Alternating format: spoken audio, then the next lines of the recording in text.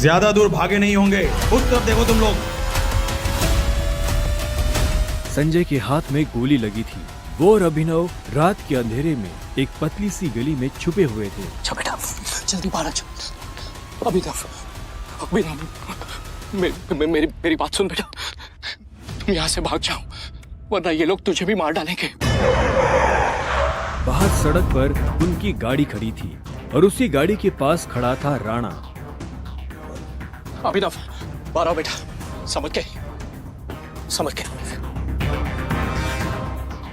जिसने संजय को गोली मारी थी। नहीं पापा, मैं आपको छोड़ के नहीं जाऊंगा। जिद मत कर अभिनव। बेटा देख, मैं तो अपनी जिंदगी जी चुका हूँ, अब जो भी करना है तुम्हें करना है, सब कुछ तुम्हें संभालना है। और मेरी बात सुन, एक बार यहाँ से जाए उसके बाद दोबारा मुड़ के मत देखना, ठीक है? संजय ने कहा और अपनी उंगली में से एक सोने की अंगूठी निकालकर अभिनव को थमा दी। उस पर टी लिखा हुआ था। और एक बात हमेशा याद रखना, अपनी आखिरी सांस तक लड़ना है, समझ गया ना टाइगर?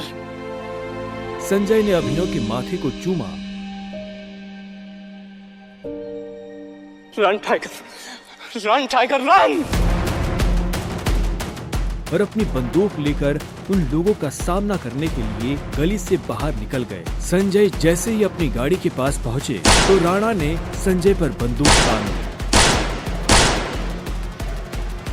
टाइगर, इस कमीने का चेहरा मत भूलना।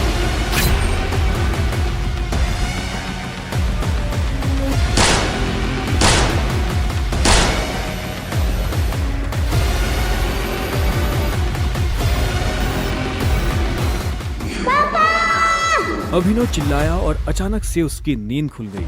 पसीने में तरबतर अभिनव अपने बिस्तर पर उठकर बैठ गया और गहरी सांसें लेने लगा। 18 साल, पिछले 18 सालों से ये सपना इसी तरह से अभिनव को परेशान कर रहा था। अभिनव ने पहले अपनी उंगली में पहनी उस अंगूठी को देखा और फिर बाथरूम की तरफ बढ़ने लगा।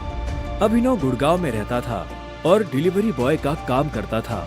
हालांकि इस काम में उसका मन नहीं लगता था, लेकिन अनाथ आश्रम से निकलने के बाद उसके पास ये करने के अलावा और कोई चारा नहीं था। 18 साल की उम्र में उसने अपना खर्च खुद उठाना शुरू कर दिया था। उसकी जिंदगी में बस एक ही खुशी थी, उसकी गर्लफ्रेंड वैभवी। जब भी वो वैभवी को देखता तो अपने सारे दुख भूल जाता था। और आज तो वैभवी का जन्मदिन था, इसलिए अभिनव जल्द से जल्द उससे मिलना चाहता था। अंकल, ये केक कितने का है? 600 का है।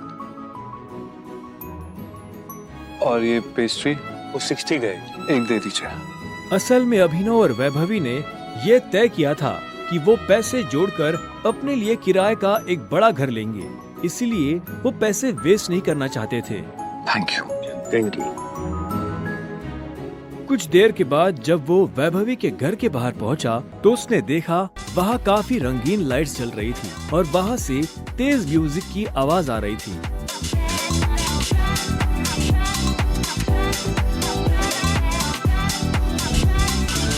वैभवी,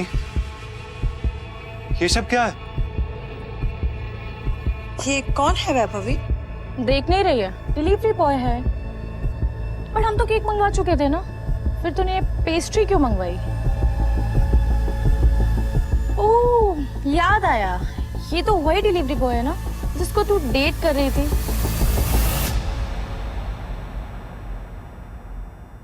ओह कम ऑन यार वैभवी, तेरा स्टैंडर्ड इतना गिर जाएगा मुझे नहीं पता था। Babe, happy birthday babe. Abhinav Deven को अच्छी तरह से जानता था। वो एक बड़े बाप का लड़का था और हर वक्त वैभवी के आसपास मंडराता रहता था। देवेन को यहाँ देखते ही अभिनव का दिमाग खराब हो गया। उसके हाथ में एक बड़ा सा गिफ्ट था। उसके आगे अभिनव के हाथ में लटकी पेस्ट्री की थैली कुछ भी नहीं लग रही थी। मेरी वैभवी को छूने की तेरी हिम्मत कैसे? Stop it. दोस्तों, तुम लोगों को मेरे ऊपर डाउट था ना, मेरे स्टैंडर्ड्स पर डाउट था। अब बताती हूँ मेरे स्टैंडर्ड्स क्या हैं। मैं तुमसे ब्रेकअप कर रही हूँ। What? और नहीं तो क्या, बेचारी कब तक तुझ जैसे गरीब के साथ ऐसी आधी पेस्ट्री खाती रहेगी। सारा तेरी हिम्मत कैसे? तेरी तो